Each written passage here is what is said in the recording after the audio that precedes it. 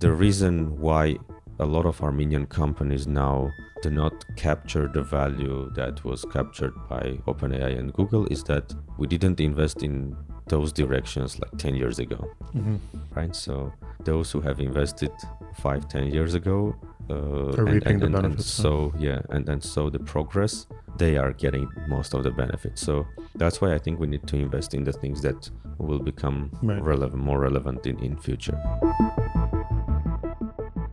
Hello, everyone, and welcome to the YerevaNN Disrupt podcast. My name is Hrant Khachatrian, and I'm the editor of the tech section here at YerevaNN Report. Our guest this week was Hrant Khachatrian, the founder and director of YerevaNN, a machine learning research lab. We spoke about the research directions that YerevaNN is currently pursuing and why they matter for Armenia's future. We also spoke extensively about how to make Armenia competitive globally in machine learning research. Thank you for listening. Hrant, welcome back to YerevaNN Disrupt. Thank you for inviting. The last time you were here was about 2.5 years ago, almost 3. So let's try and recap what's changed in the world of machine learning research over the last 3 years. Models have gotten much bigger.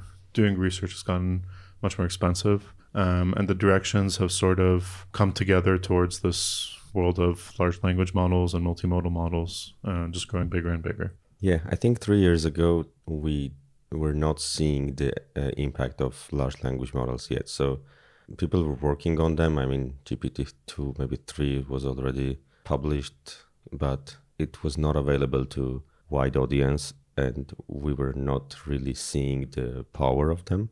Maybe Google and OpenAI had some teams that felt what's going on. But yeah, now everyone started to understand what's going on, and these huge models revolutionized many directions of at least language processing, but not only. We'll talk about more directions as well. So what happened in language processing is that those problems that were posed by scientists and were required by industry for, 7 decades, suddenly got solved in a pretty high accuracy by using methods that were not assumed to be the best methods, right? I mean, a lot of computational linguists thought that in order to have a proper system to answer questions, to really understand the depth of the text, you would need some important concepts from linguistics, like, semantic parsing of text or things like that.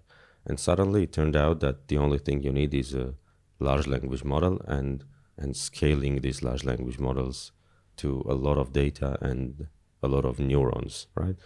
And with a lot of computation.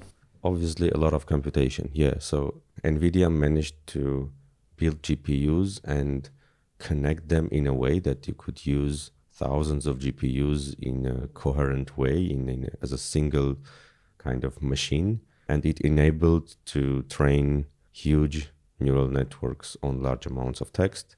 And the results were much better than anyone could expect from those neural networks.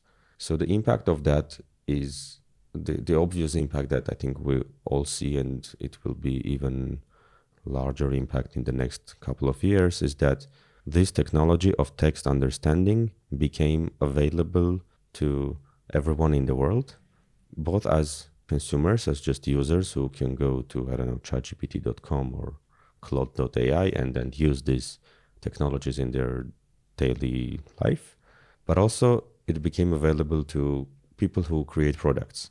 So 3 years ago, if we wanted to create a product that would require natural language understanding, most probably you would need a strong NLP expert, someone who could figure out how these neural networks work, to make one of them from Google or Meta and fine-tune it or, adapt it to your specific application. Now it's not needed anymore. Now every software engineer can access the best text understanding utilities in the world, which in some sense democratized access to the best AI models, right? So it means that you do not need a PhD from Stanford to create a product that has the best skills of understanding text in the world. So this enables a lot of new products, new companies, and we're seeing them here and there, including in Armenia, right? Like maybe one of my favorite examples is Docus.ai, right? So it's a product that attempts to be an AI doctor, and they did marketing well. So now if you Google AI doctor, you get their website first, and then you can ask it questions and you will get answers from the best language understanding models of the world, right? 3 years ago, that was impossible. So a team of Docus AI would not be able to create such level of question understanding and answering. So this is good in some sense. This enables new products, enables applications of AI in new verticals. It's like imagination is only the limit. So from the research point of view, it disrupted the research scene significantly, right? I remember last year I was at ICML, a major AI conference in the United States, and I asked one of my colleagues who is doing NLP research for 20 years now, and I asked him, how did ChatGPT change the way you do research? And he was like, Hrant, the research is one thing, but now my biggest challenge is what to teach to students who study NLP. Because suddenly a lot of the topics that were taught in NLP graduate courses became not so relevant, right? Now you don't need these large bodies of research that was built on computational linguistics and brought concepts from linguistics to the field of AI. And suddenly you need to teach transformers, language models, and alignment, like these new concepts of machine learning that were popularized by ChatGPT, and suddenly they became a lot more important for NLP products and NLP research than the traditional computational linguistics. Yeah, so it disrupted the research ecosystem significantly. A lot of people started to just do some analysis on top of language models because 90% of researchers do not have access to compute resources that would allow them to create those language models. So most of the work goes in finding, weaknesses of the current language models, highlighting them. And yes, 6 months or 12 months, Google and OpenAI will create the next versions of their products that would solve these issues that were found a year ago by other researchers, right?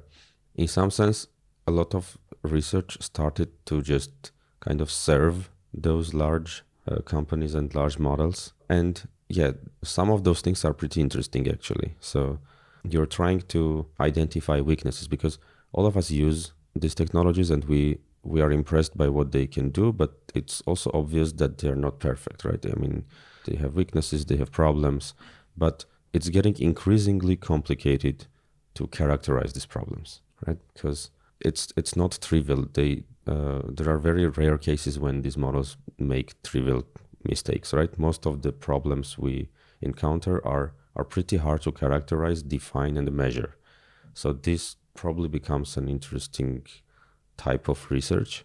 And I see that many NLP teams in the world are looking on those directions. On our side, we decided that we should probably leave this field at all because, evaluations and checking what current models do is interesting, but it's not about really building.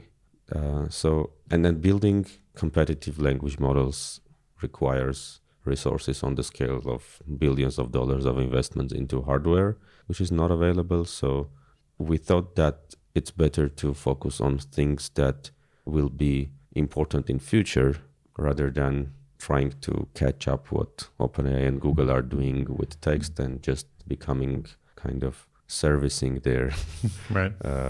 Products and weaknesses, right? So that's how we moved further from pure text and pure images. I mean, computer vision, the field of AI that focuses on images, is a little bit behind what's happening with text. So the models that work with images, they are not as big as the models that work with text. And even the latest architectures, starting GPT-4 vision model that understand images, that kind of mix images and text into a single system, they are still not as good in terms of image understanding as in text understanding. But the trend is obvious. And again, this is something that we will not be able to compete, I believe. So we decided to stop working on regular image-related tasks as well. I think a turning point was the release of a model from Meta. It's called Segment Anything. It's an AI model that allows you to segment any picture into objects. And it is so powerful that we were doing something similar. We were trying to build something similar. And then when we saw the results of Segment Anything, we understood that we were going in the wrong direction. So what we were doing would never achieve a result at that level, right? So yeah, obviously this is another frontier, and then audio and video will be the next frontier, obvious, for OpenAI and Google. So OpenAI has kind of hinted at Sora. They showed a few examples. It's not public yet. It's an interesting question why it's not public yet. Maybe it's too expensive to be publicly available for regular users. Maybe there is not much market for that. I don't know. But on the other hand, from Google's point of view, they have access to YouTube, which is the largest collection of videos, and videos are harder to get than text. Like, it's easy to scrape the text from all over the internet, but for videos, I mean, some people might scrape YouTube, but once those companies become bigger, Google might have questions there, right? So Google has an obvious advantage there, and I expect that in 1 or 2 years, we will have pretty strong video-related models from Google as well. And again, that's not something we can compete. Yeah, so taking all of this into account, we decided to look for other kind of data types. There is a technical term for that, modality. So text is one modality, code is another modality, image is another modality. So we started to look for modalities that are not being processed in large amounts by Google and OpenAI, but those modalities that we believe will become important in the next decade, right? Because obviously this success that large language models had in text and later in images and hopefully in video, this will not be focused on text only. So these technologies, these neural network architectures, if you like, will be adapted to other modalities, other types of data sets, and will gradually revolutionize other fields of human activities, right? And that's where we're looking at. So after a lot of analysis, back and forth discussions with our colleagues, so we were lucky to have Hrant Khachatrian in our network, who was leading a relatively important project at Meta, which was trying to merge text and image data in a pretty clever way in those large models. So he has experience in training models on billion-dollar infrastructure. So he has a better intuition on what's going on in the field. And through long discussions with him, we realized that some of the new interesting directions that could be important in the next decade are coming from robotics and are coming from biotech industry. Right. So currently, it is funny that for general public, AI and robotics are kind of the same. Like if you ask someone, of AI in their head is a robot. Exactly. So if you search for AI in not so professional websites, the first picture will be some robot, maybe some humanoid robot or something from movies. But apparently, if you get closer to those fields, you see that robotics community does not really like AI, right? So robotics community is very much concerned with safety issues. So the robot, or airplane that is flying, it should have safety guarantees, right? And when you bring a lot of AI, you kind of lose these mathematical guarantees of safety. And that's why there is a psychological barrier for the robotics community to properly kind of leverage the power of AI. On the other hand, it's obvious that this will change over time, right? People will find ways to balance between the theoretical safety guarantees and the power of AI. And more AI will be integrated into robots. But I remember, I think 3-4 years ago, there was a keynote presentation by the CEO of Boston Dynamics, that company that is famous with its dog-like robots. The keynote was in a major AI conference, NeurIPS, and he announced from the stage of the most important AI conference that none of their robots use AI. It's probably changed since then, but still the kind of AI we're talking about, those large models trained on a lot of data, this is not yet connected to modern robots, right? But this will change. So it's obvious that big companies, including NVIDIA, are investing a lot in this direction. So recently I was talking to Hrant, VP of Omniverse at NVIDIA. So his work is to develop large-scale simulations for robotics. So they want to create digital copies of robotic industries. Like imagine a large factory where you have, 1,000 robots working together to assemble something or to build the product, build a car, right? So before you build these factories, you want to make sure that everything works well in the simulation. So NVIDIA is now spending a lot of energy and effort to design these systems where you could test robots and also bring AI to those robots as well, and to test them in the simulation before you go and build your factory, right? So it's obvious that large companies are working on infrastructure to make AI more accessible for robots, and we decided that it should be one of our priority directions. So we're trying to see, again, starting from simulations, right? I mean, directly applying AI to a physical robot is a little bit dangerous. So you start in simulations. So we already work on projects where we try to take a robot in a simulator and bring some AI capabilities so that the robot could kind of understand human instructions, like instructions written in text or by voice, and perform actions according to these instructions.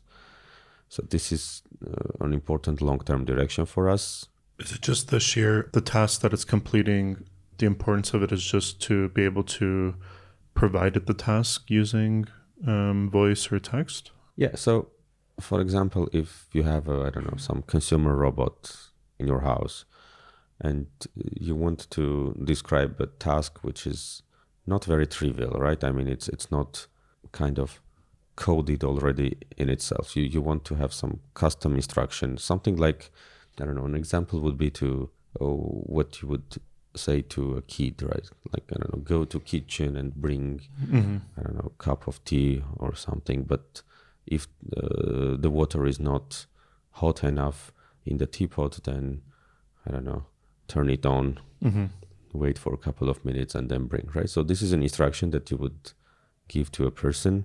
And they would understand it? Yeah, they would understand it. They would go to the kitchen. I mean, they would navigate. They would locate the teapot. They would, heat with a finger to see if it's hot or not, right? Then depending on that would make an action of turning it on. So this is something that at some point robots should be able to do, at least in terms of hardware.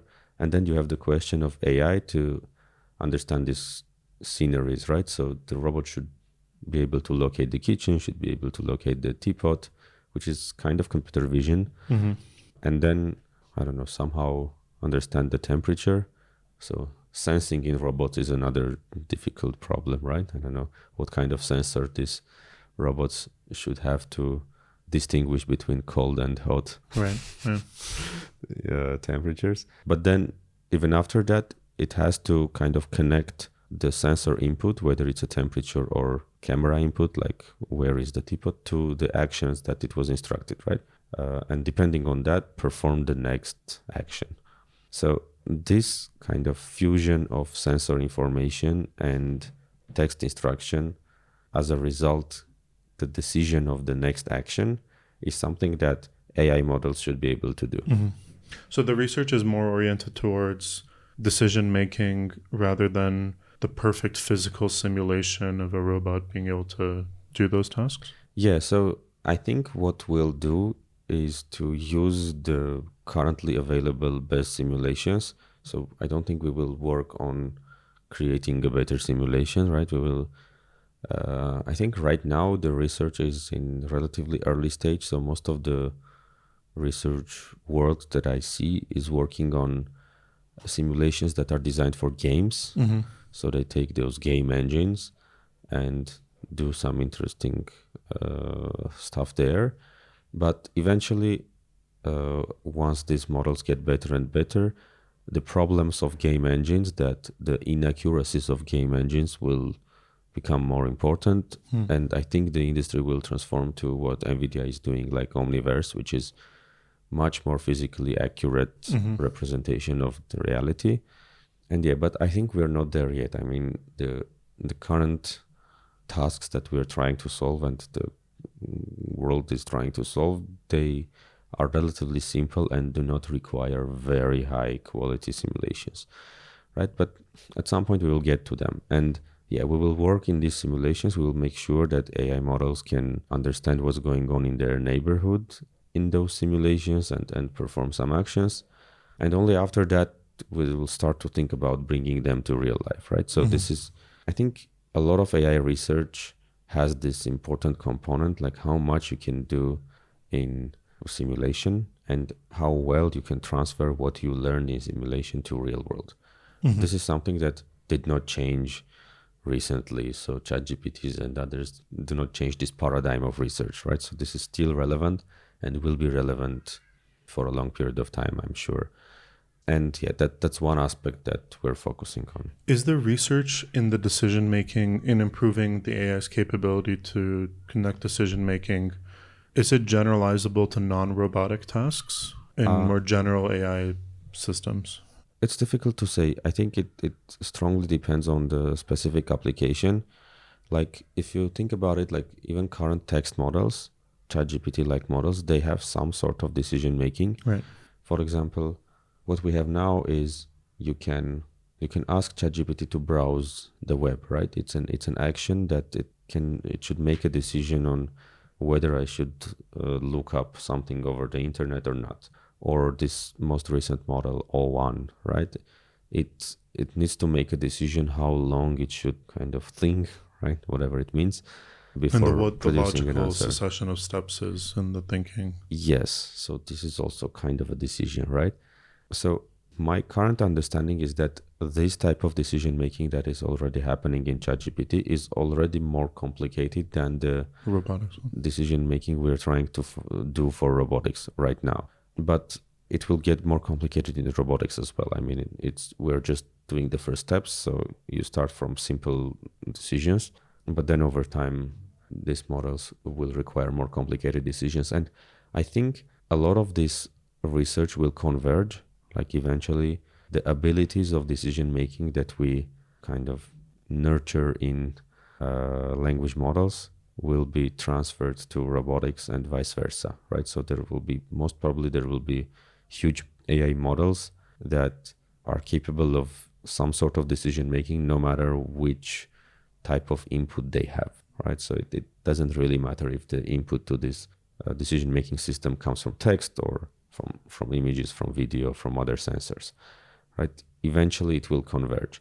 So even now in our current research, we kind of rely on text understanding and reasoning capabilities of text-based language models, right? Because we're not going to create our own language models. We'll take something open source from Meta or Google, and we'll just try to adapt them to be more focused on robotics-related applications. But I think a lot of the reasoning capabilities will be inherited from the underlying language models. An important research question is that how much of those capabilities, how much of the required reasoning capabilities are already available in current language models? That's what I was going to ask. Yeah. Why isn't the immediate direction to just take something like O1 and try to put it into a robot? Yeah, I think that's one of the directions, right? So we're trying to focus on relatively smaller models and more open models which are accessible to research. So we'll take, I don't know, maybe some version of Llama combined with some vision model, maybe. Actually, The 2 new weeks one ago, has, Llama has released the vision model. So maybe we will work on them. Yeah, that's the path. So we bring these models and try to work with them and understand what are the limitations. So for example, one interesting limitation that we already kind of see is that a lot of these models actually do not know how to compare different images. So if you're a robot, you kind of move in the, I don't know, in the room, or you are a drone, you're flying over a city, you get different pictures over time, right? You capture images, I don't know, every second. And as humans, we can look at the sequence of images and understand that, for example, we are moving towards this object, right? We can see that this other object is getting close to us, for example. It's not clear whether the current AI models have these capabilities of comparing images of the same object taken at different time intervals and understand the relationship of what's going on. Are we getting closer or are we getting further? Perception is difficult. Yeah, so it's kind of trivial for humans, but I think most of the current open models are not able to do like multi-image reasoning in this way. Again, this is something that will change over time, and yeah, we will leverage all currently available best models in our work. But these are limitations that we need to be careful, and we need to kind of understand them and document them, measure them properly. Yeah, so I think that will be part of the research that we'll do. I have a more general question, Yeah. but then I want to hear about the more the different directions other than robotics that you guys are going down. So today, the best coding models, or the best AI models for code, are general language models, right? Yeah. They're not code specific. Before we had these really big large language models, we had models that were built specifically for code. Yep. And eventually these large models got so good that it became kind of obsolete. That direction of research became a little obsolete to do code specific models. When you're talking about some capability being currently unavailable to a large model like GPT-4 Vision or Llama Vision models, it's a really difficult question, but does the research in these niches lead to some really fundamental understanding of how to do this in AI that then helps an OpenAI or a Google build that functionality into their next bigger model? Or is it largely a matter of just taking what's currently working, which is taking these very large transformers, a lot of data, and a lot of computational resources, and just scaling it to as much computational resources as you have and makes sense economically? How do you think about that? Because it's almost definitely true that if you take the coding example, in hindsight, it's almost definitely true that the next large language model was going to do code better than the best code model in 2021. Yeah, that's definitely true. I completely agree that the next large models will be able to code better than smaller code-only model. I think if someone had enough resources to create code-only model on a very large scale, that might be competitive, but even that is not obvious because there are a lot of synergies between modalities, right? It is a known fact, I think there is published research on that adding coding capabilities to language models improves reasoning on mathematics-related problems in English, right? So this is something that kind of makes sense, but it's not... Only in hindsight, though. Right? But only in hindsight. Yeah. I don't know how people discovered it. Was it intentional or not? But there are synergies. And if you have a huge model that knows a little bit of everything, that will definitely help in any of the downstream tasks. And by the way, this is also true in terms of languages. So many people ask, how is that possible? Like, where did Anthropic find enough Armenian data to make Claude AI that powerful, right?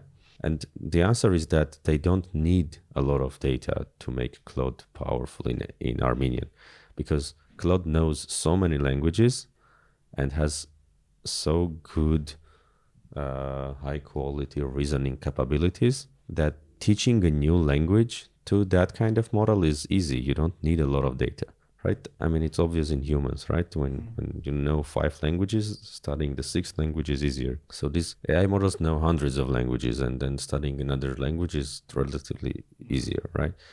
Yeah, and this transfer between modalities, between languages, between domains, whatever you say, is happening.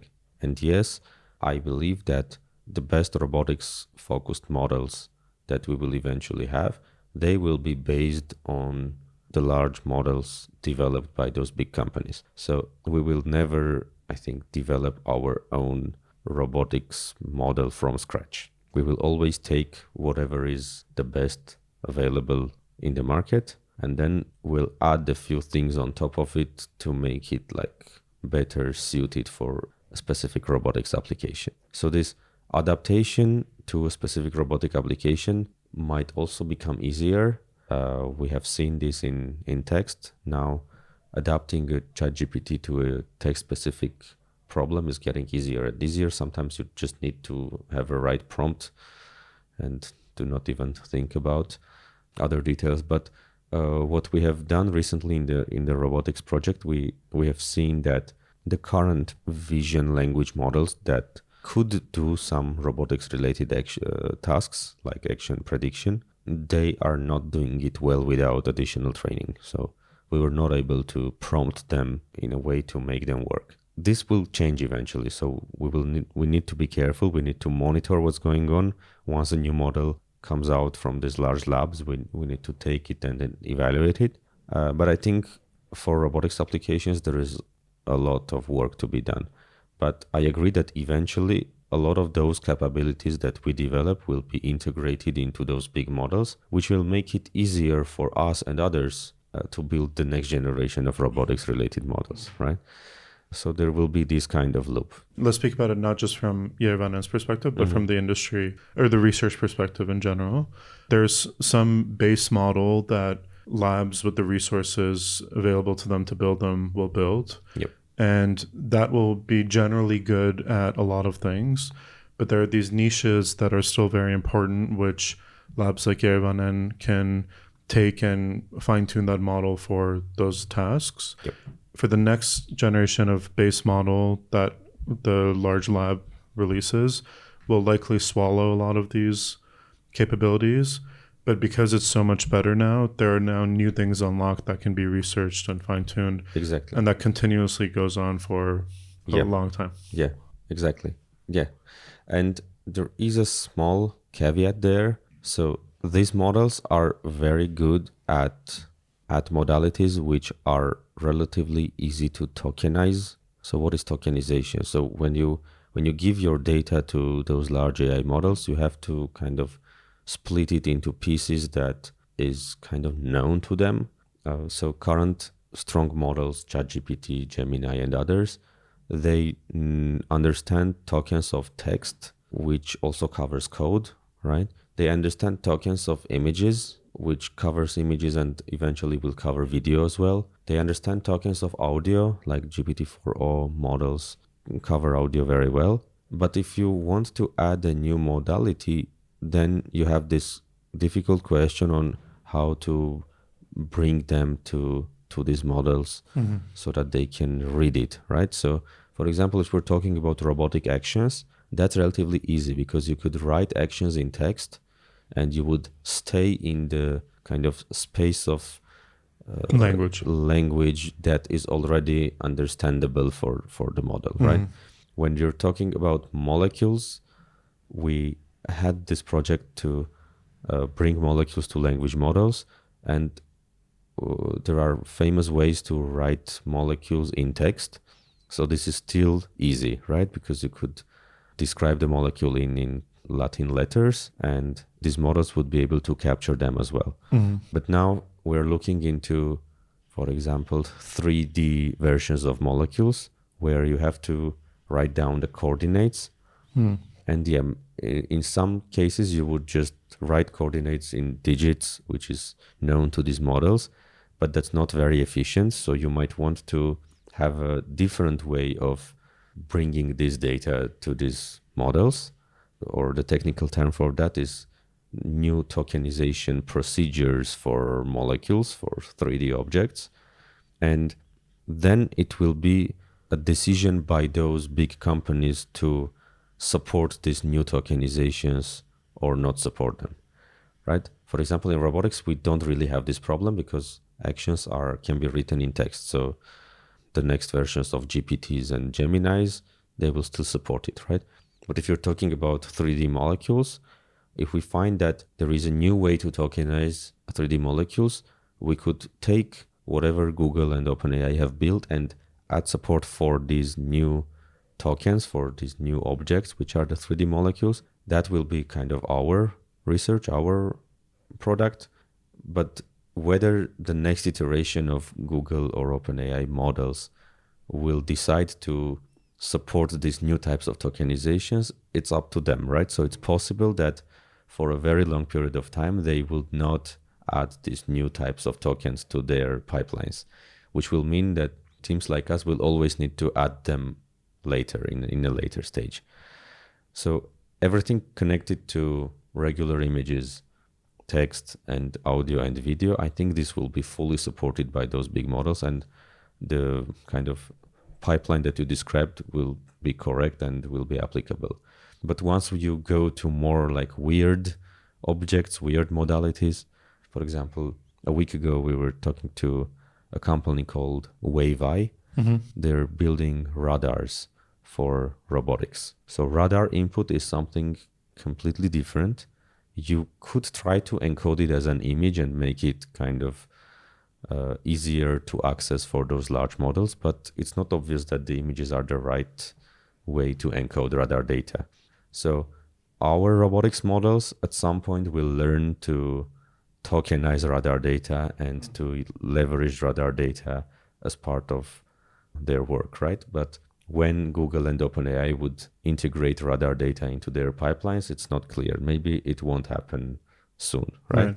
So on that aspect, if you go further from text and images, you go to objects that are hard to tokenize with the existing systems. And there are more opportunities. There are more opportunities. You have more work to do outside of what Google and OpenAI are doing. Right. That's an interesting way to pick research directions. Yes. So you touched on it briefly, but another big direction for YerevaNN is chemistry and molecule data. So tell us about that. Yeah, so we believe that the other important frontier for AI is biotech. So AI enables processing of molecular data, of biological data of different kinds. Again, just yesterday I was talking to a senior executive at NVIDIA, and he mentioned that they're working on epigenetics data, something that most research labs are avoiding to work on because there is a lack of data and something. So they want to kind of highlight that this is also possible with modern AI, right? Yeah, so the diversity of biological data is huge.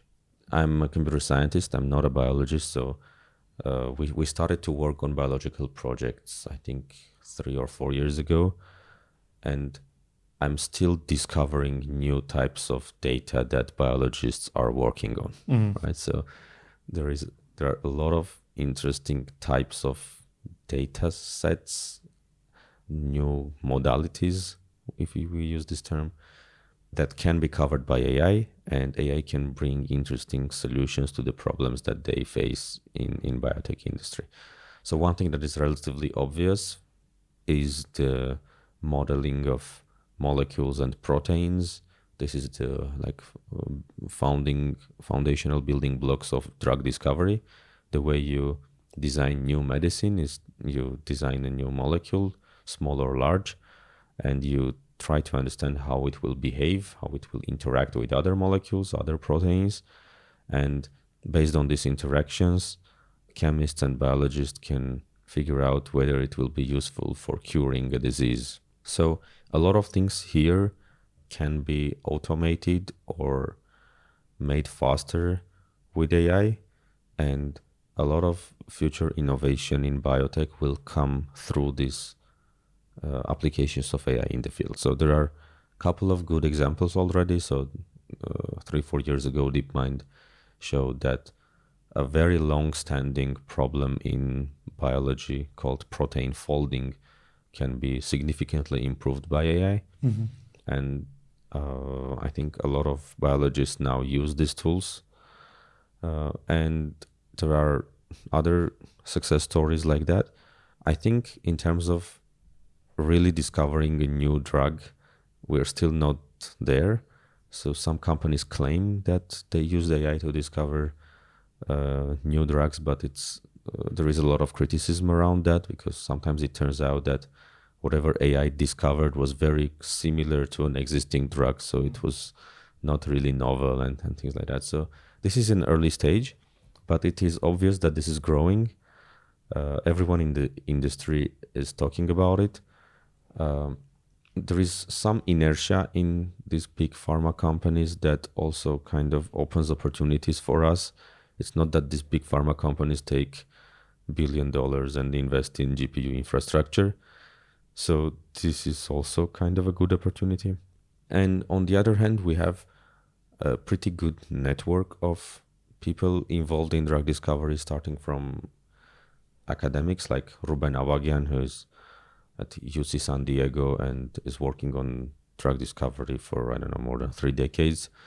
So we currently work with him to understand how our kind of this new generation of AI models can bring to his field, and up to like flagship pioneering, everything that Nubar Afeyan has started. They are like on the product end of this cycle, right? So through connections to diaspora, we have good access to both startups and academic labs and mature pharma companies that are involved in discovering new medications, which allows us to understand what are the real challenges in the field and fill the gaps.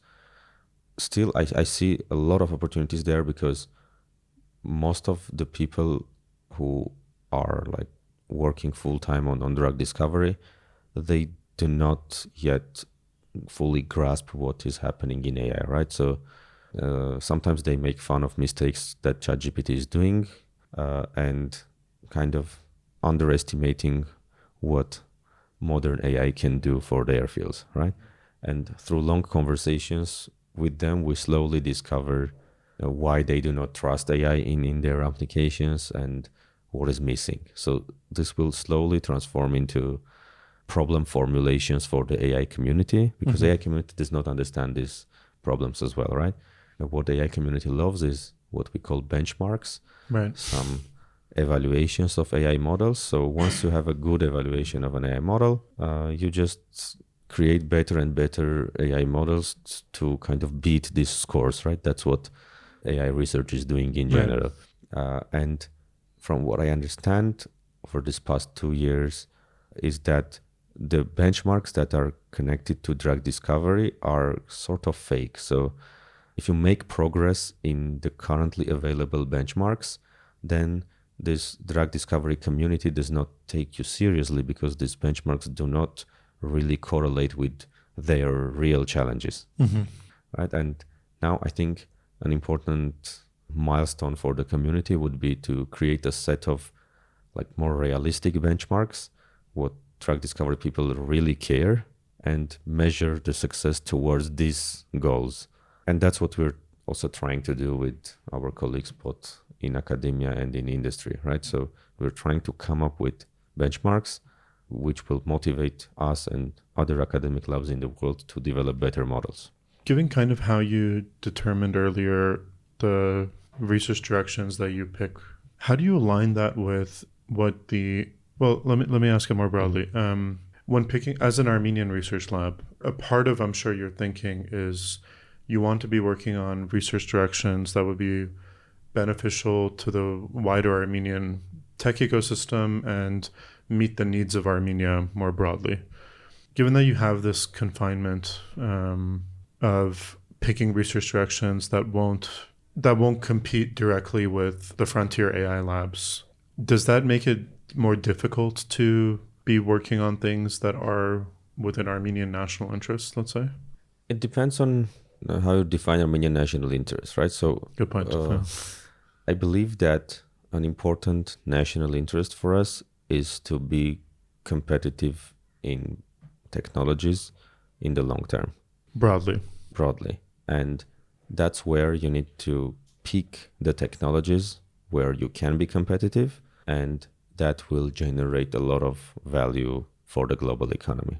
We believe that robotics and biotech are definitely those fields where it's possible to create huge value while being in Armenia and using the connections that we have all over the world. And currently we are not well positioned to do that. So that's where I believe we should invest right now, so that the next wave of value creation in AI that will happen in those fields, we will be able to capture part of that, capture a larger kind of piece of cake in this upcoming revolutions, right? So I think the revolution that happened in text with ChatGPT, we were not able to capture the core technology part of it. So there is still a lot of opportunity in product creation, like I mentioned, Docus AI, right? So Docus AI will create value and we'll be able to, again, capture a piece of that part of economy, but it does not have its own core technology in terms of AI. So some of the revenue that Docus AI will get will be passed to the underlying layers, to OpenAI, to others, right? So to make sure we can increase the part of the value chain that stays in Armenia, that stays in our teams, we need to focus on core technologies where we can be competitive. And we believe that for text and audio and video, we are late, right? So we should focus on the next frontiers, the next big things. And that's how we make this decision on what to work on. And this is long term, right? So I don't think the outcome of our work will affect the economy next year. Right. It's a long term. Yeah. But the reason why a lot of Armenian companies now do not capture the value that was captured by OpenAI and Google is that we didn't invest in those directions like 10 years ago, right? So those who have invested 5-10 years ago are reaping the benefits. And then the progress, they are getting most of the benefits. So that's why I think we need to invest in the things that will become more relevant in future. So being exceptional is a national interest. Yes. At our scale, that's probably the only way we can go. One of the largest investments that was announced recently was the acquisition of a GPU cluster, an AI supercomputer. Tell us a little bit about that. Yeah, so Armenian government, after months of discussions, made this decision, I think last December, to allocate funds to build a supercomputer at Yerevan State University. So the supercomputer will host 64 NVIDIA H100 GPUs, which is currently the newest model. And Yerevan State University will create a small data center to host it. So this is an important step for us. So this pushes us, YerevaNN, to be more integrated into Yerevan State University. And the government shows some commitment to investment in infrastructure. A good thing of this project is that we will learn how to actually create these computers and data centers and run them. So this is a kind of a new skill set for us, how to run them properly, how to make sure they operate well. And I think this is pretty strategic for Armenia, because one of the ways Armenia can be more important and valuable for the globe is to host more data center infrastructure in Armenia in general, right? Because if you look what these large companies are looking for right now, like Microsoft, Meta, Google, even like Oracle, they're looking for places where they can create new data centers and install large computers, right? And it's increasingly becoming a challenge in United States and in many parts of the world, because of electricity shortages and other kinds of infrastructure shortages. So I envision that in the next decade, there will be companies that invest in such infrastructure in Armenia, and that will also increase. So if we increase the reliance of those companies on the data centers on Armenian soil, that can be another kind of strategic direction. And to make that happen, you need to have capabilities on the ground who can actually build these data centers and operate, right? So I'm happy that with this project, we are contributing to this capacity building in Armenia as well, right? So these companies that are designing these data centers and will construct these data centers, these projects are kind of a new level for them, right? So they learn new things, and I already hear some rumors that private companies are also thinking of creating their own data centers, and all of them are coming to us and are asking for advice and ideas and so on, which shows that this government investment is already catalyzing private investment in similar fields, right? So this is one aspect that is not directly related to AI research, but shows how correct investments by the government can have a good impact. Yeah, can impact private investments as well. So in terms of AI research, so this computer will enable us working larger models than we can do right now. 2 months ago, Yerevan State University received the first machine with 8 H100 GPUs, and this allows us to train models up to like 1 to 3 billion model parameters, right? Which is the size of the models that we measure. And with this larger supercomputer, we will be able to work at least on 10 billion parameter models, which will allow us to create more powerful models and to test more complicated ideas. So this is pretty important for us, because at the scale of 1 billion is kind of getting irrelevant. And like recently, Facebook Meta released a version of their Llama model at a scale of 1 billion parameters, and it is marketed as something for mobile applications, for very small things. And this is the largest thing we can train in Armenia now. Yeah. And it is marketing as being something for small devices. Yeah. So the standards are changing, so we have to keep up. Yeah. And I think this is a pretty good step forward.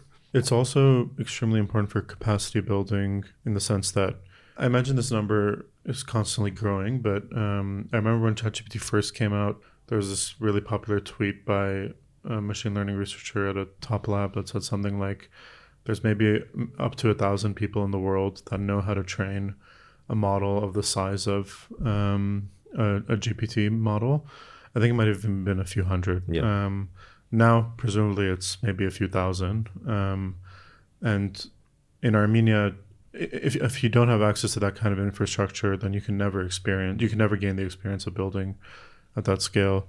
So for the first time in Armenia, we'll have a team of researchers, a team of people that know how to train on multi-node clusters of GPUs. Exactly. So that's my personal promise to the government and to public, that I'll make sure that once this infrastructure becomes available, we'll train, at least 10 people every year to be able to properly utilize this kind of infrastructure. Yeah, at that time, maybe there will be a few thousand people in the world that are capable of doing these things. And yeah, we have to at least have 100 of them in Armenia. Part of that in Armenia, which will make us more competitive in building technologies for other frontiers of AI. It also creates a talent pool in the country that can go on then to work at other companies and start their own companies. Absolutely. Yeah, we recently created an infographic that shows the flow of talent through YerevaNN over the past years. And we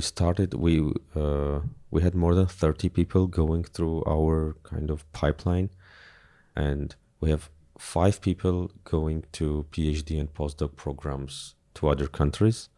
We have 8 people who left our team and joined industry labs in Armenia, industry teams in Armenia. we have 2 people who started their own companies, and the rest are with us now. So that's a regular pipeline for a research lab. So you create talent that is capable of developing modern AI tools. And you will have some people going abroad, and some of them will continue to work with us to supervise our students and create collaborations and stuff. You will have flow of talent to industry, which helps Armenian industry to grow and to be able to work on more complicated problems. And then you even have people who will start their own companies, right? So that's pretty natural, and that's already happening. You're very humble in your description, but when you say people go abroad, you even have examples of people who started their machine learning research careers at YerevaNN and are now at Google and Meta and become collaborators with YerevaNN that way. It's a really interesting graduation to these frontier labs, and then it's great for YerevaNN because you get another channel of collaboration with these amazing companies. It's not only a channel of collaboration, it's also source of information, right? So we know much better what's going on in those big labs through these connections. Actually, just yesterday we released a paper on Archive, which I believe, I have to verify this, but I think this is the first paper ever that has authors from both Yerevan State University and Google. Nice. Right? So this opens an entire wave of opportunities. We try to work with the best teams in the world, with highest publishing standards, right? So again, now we're trying to establish similar collaboration with NVIDIA now. That makes sure that the talent that comes to our pipeline, to our lab, they get exposed to the world-class research, and they get to levels that is needed in the best labs and in the best companies, right? So this is how you make really competitive. I think that is one of the most important things that is missing in Armenia, is that we sometimes, it's very easy to become the best in Armenia in some narrow field, right? And it kind of becomes a problem to deal with it and not get spoiled and continue the growth, right? So what we're trying to establish a culture of excellence that is not measured by Armenia or region or whatever, right? So it doesn't matter if this supercomputer that is coming is the largest in the region. No one cares about the region, right? That's global. So you're competing with California, you're competing with, London, right? So it doesn't make sense to say that we are the largest or the best in the region. Right. And we have to keep this always in our minds, and that's what we're trying to inject in the brains of our students, our friends, right? In our lab, we have I think you have seen it, we have a list of the top AI conferences just printed on the wall, right? So that everyone knows what we are targeting, right? And that's the bar that we're setting. Right. It's not easy to pass this bar, right? We have a lot of challenges. It's not that we can easily publish in the best journals or conferences, but that's the bar. Anything below that makes you less competitive globally and less interesting for the global economy. Right. So we have to inject this culture into as many people as possible, and this infrastructure and the connections that we have to these major labs are making this possible. Let me ask you something.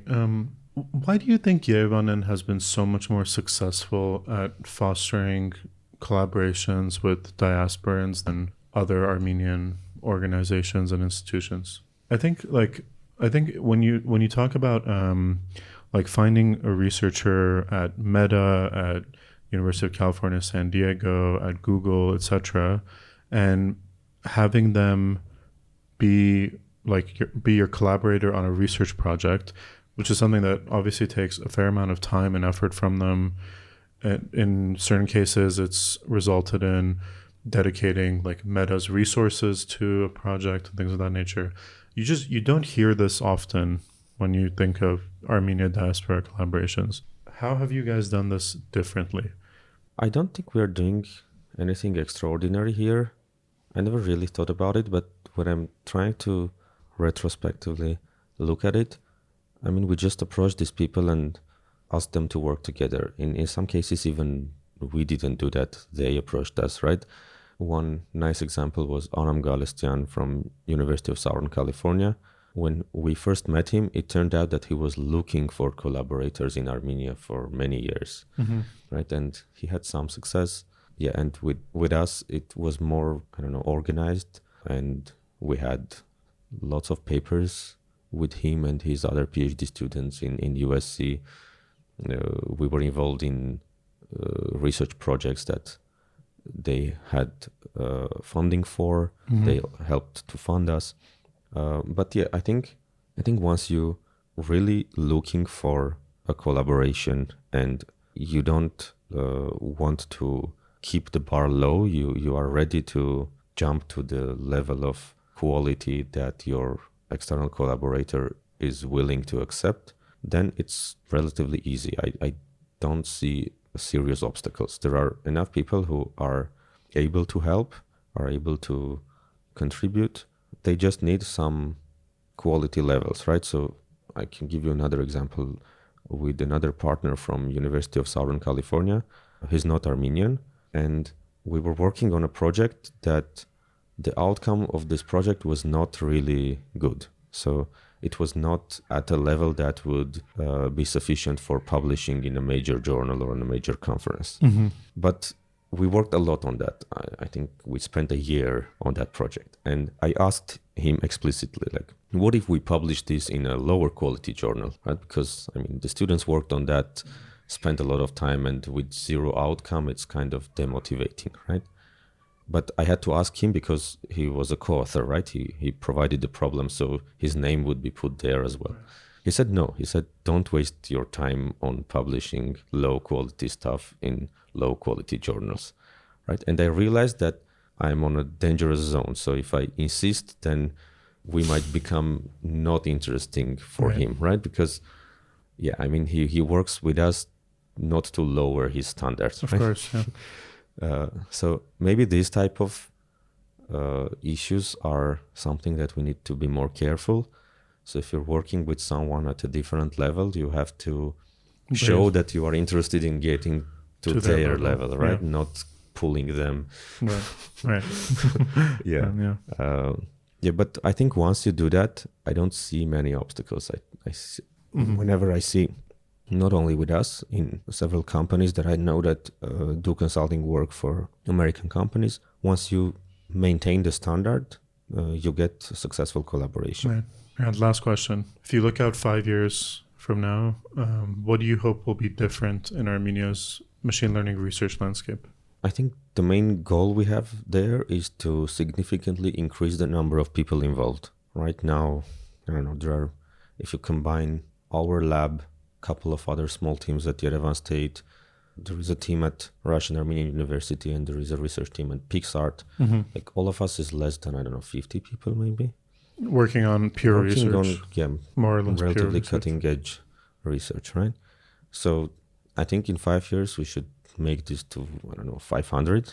I don't know how and where they will be working and what will be the structure for that, but doing high quality research, the number of people involved in high quality research should be increased like tenfold, which will require some more infrastructure, some more computational resources, more clever ways of funding these things, right?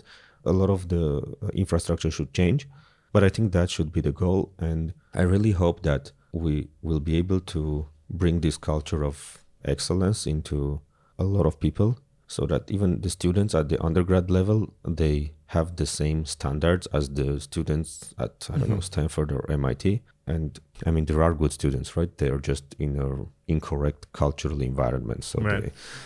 And their potential isn't being fully utilized. Absolutely, yeah. The bar that a lot of students have in their minds is pretty low.